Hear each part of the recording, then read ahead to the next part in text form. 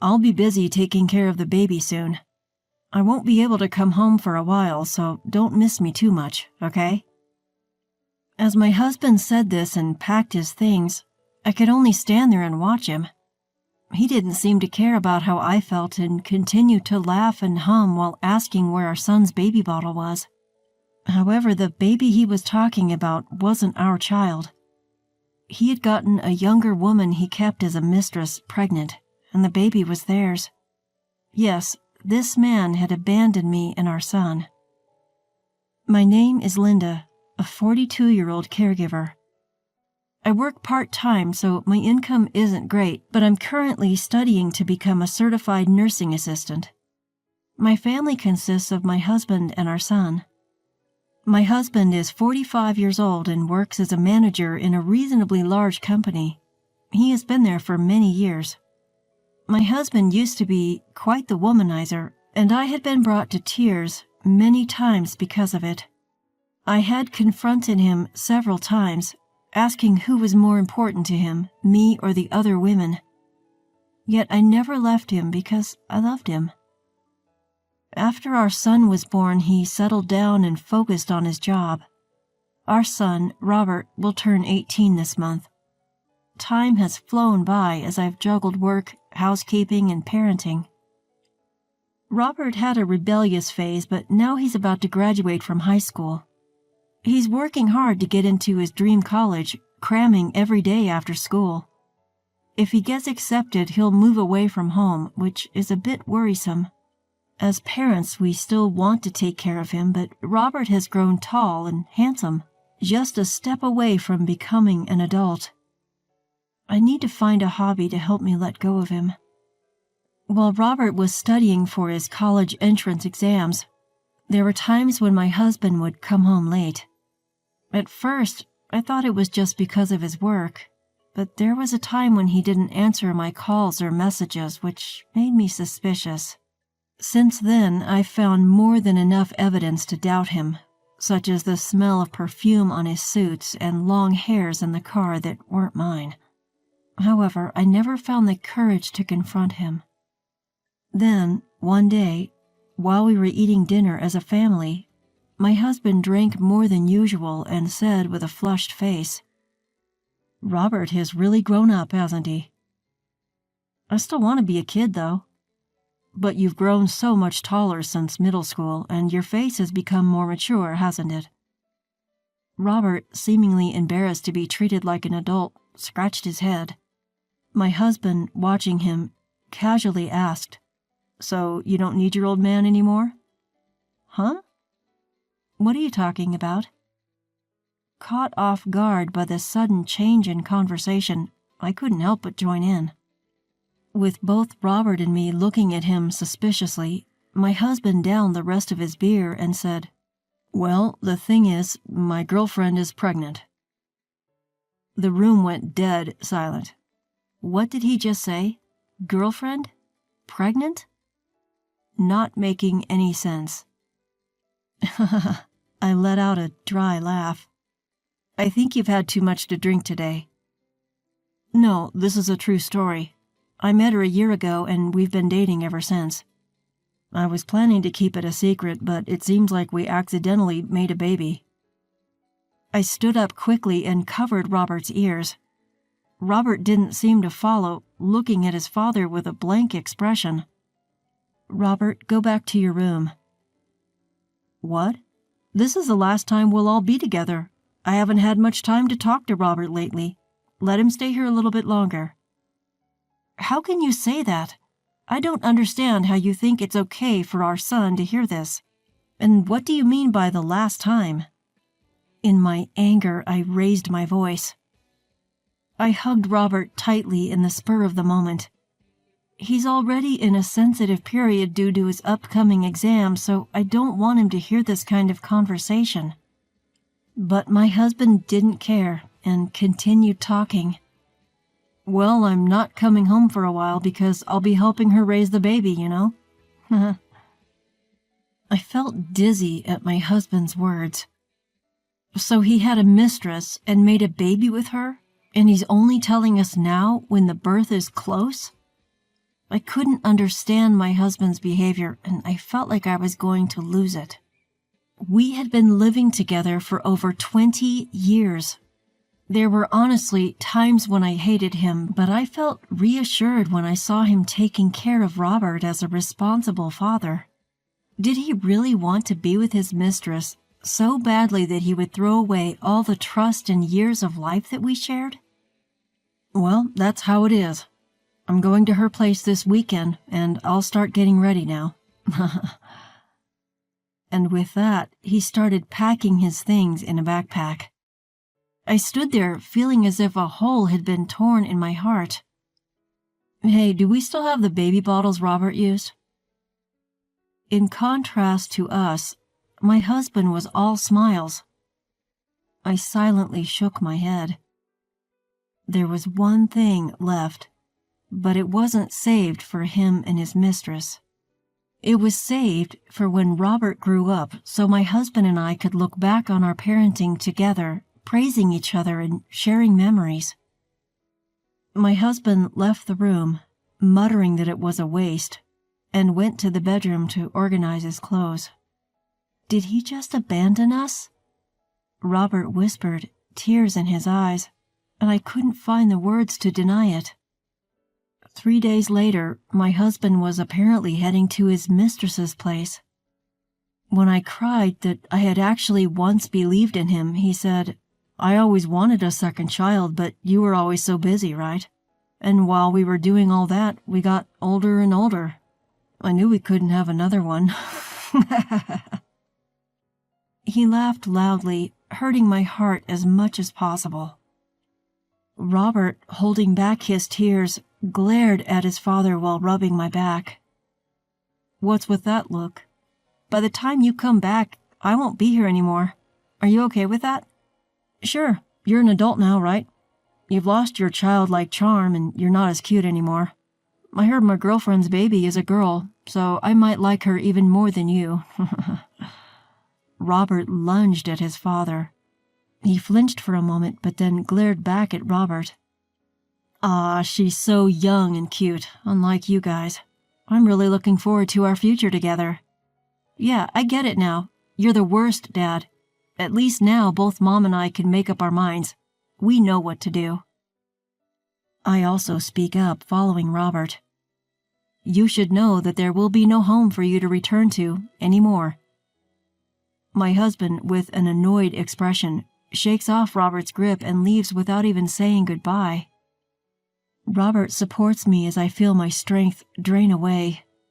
We didn't just sit idly by after hearing about my husband's mistress. We had already begun preparing our next moves. About 2 weeks later, my husband called.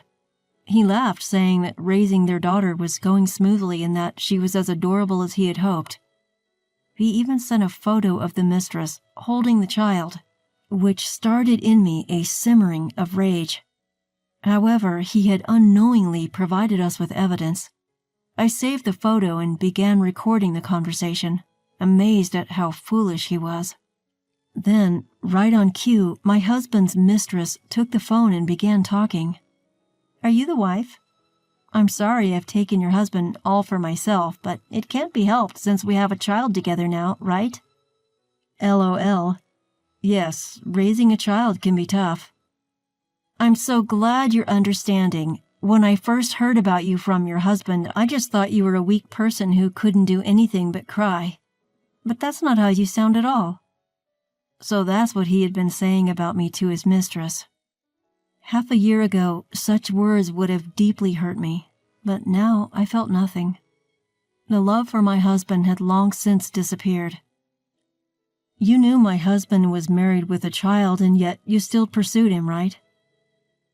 "I didn't know at first. Your husband always took off his wedding ring when we met, so when he finally told me, I was surprised. But my feelings for him didn't change. We'll be together forever." It's a good thing they're both so clueless. This would serve as evidence that the mistress knew my husband was married and still continued their relationship. While her words were infuriating, the payoff would be huge. and it would have been more difficult to take revenge if she seemed genuinely remorseful and troubled by the unplanned child. I told the two of them to do their best and hung up. 2 years have passed since that day. Then I saw that familiar number come up on my phone. I took a deep breath before answering. "Hey, how have you been? I'm coming home now, so make sure the house is clean, okay?" "Didn't I tell you back then that there's no home for you to return to? What are you trying to prove?" My husband sighed, sounding exasperated. "Sure, I admit I was wrong to leave suddenly, but I can't leave her to raise the child alone, right? You were a mother too, so you should understand." He still doesn't get it. He really hasn't changed at all since that day. Maybe that's a good thing. It makes me feel confident that Robert and I were right to take care of ourselves. I think you misunderstand. There's literally no house for you to return to. I sold it. I could hear my husband gasping. I decided to break down everything that had happened for my clueless husband. That day, 2 years ago, my son and I were struggling to decide how to get him out of our lives forever. In the midst of it all, I realized that there was a risk that he would want to come back and pick up where he left off.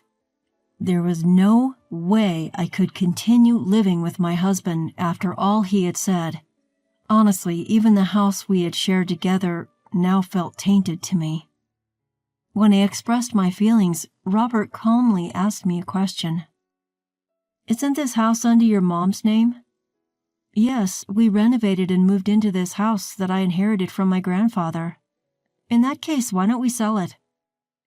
I was surprised by Robert's bold suggestion, but if I did sell the house, my husband would literally be unable to come back to it.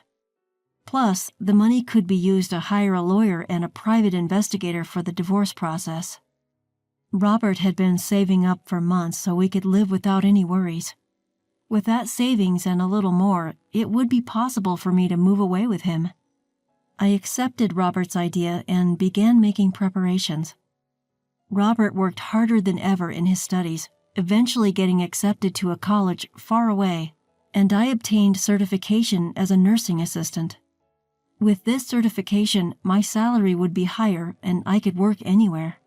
And so we sold the house. Of course, we had obtained my grandfather's permission.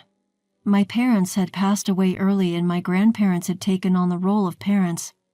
When I explained the situation with my husband to my grandfather, he was furious. My grandparents gave us some of the money they had been saving little by little, telling us to use it to start our new life. When I hesitated, they insisted, saying there was no point in them holding on to the money at their age, and forced me to take an envelope filled with cash. I was moved to tears by my grandparents' kindness. And so we began living in the state where Robert's college was located. Since you never showed any interest in what we were up to while Robert was studying for his exams, you probably have no idea where we're living now. You can't bluff me like that." My husband's voice grew louder, clearly panicked. "If you think it's a lie, you're welcome to come see for yourself. We're busy, so we'll hang up now." "Hey, wait." At that moment, Robert, who had been quietly observing, took the phone from me. "Dad, you said it yourself, right? That we don't need you anymore? And we agree. We don't need a father who abandons us to be with his mistress." With a cold tone, Robert told him this, causing my husband to break down crying. "Please, wait. I know I messed up, but don't abandon me." I took the phone back from Robert, ready to deliver the final blow. "You might not be willing to agree to a divorce, but we're moving forward with the preparations anyway. Oh, and did you know that the alimony payments for getting your mistress pregnant during our marriage can be almost double the usual amount? Better start preparing for that." Without waiting for my husband's response, I hung up the phone. Calls from my husband came in immediately, but I rejected them. I didn't want any more stress. From now on, my husband would be burdened by the costs of raising a child with his mistress and paying alimony to me. My husband had no real skills to support himself, and I had always cleaned up after him. He would leave dirty dishes untouched and scatter laundry everywhere. He hardly ever helps with housework and only occasionally takes out the trash, acting all proud when he does. I can't imagine him and his young lover lasting very long. Thanks to speaking my mind, it feels like a weight has been lifted off my chest, and I take a deep breath. Robert looks worried about me. I'm fine. I got to say what I needed to, and I feel so much better. Let's go out and eat something you like today. I force a smile at Robert, despite my exhaustion. He still seems worried, but he tries to act cheerful for my sake. I find my smiling son, debating between steak, sushi, or pizza, absolutely adorable. We've been through a lot of hardship, but let's make even more happy memories. It's an unfamiliar place, but Robert and I will be just fine, and I have to work hard to let him become more independent. When I decided to live with him, he said he was happy to still be able to eat my home-cooked meals since he is terrible at cooking. But from now on, when he has friends over or even gets a girlfriend, I'll be in the way. Robert is such a kind child that he'll always be concerned about me, and his girlfriend might eventually get fed up with it. I'll have to teach him how to cook to help him live on his own, so I'll be even busier. My husband is gone, but I don't feel lonely anymore. As I think about our future life together, I laugh, feeling refreshed knowing my husband is completely out of my life. I can now live the rest of my life with a clear conscience.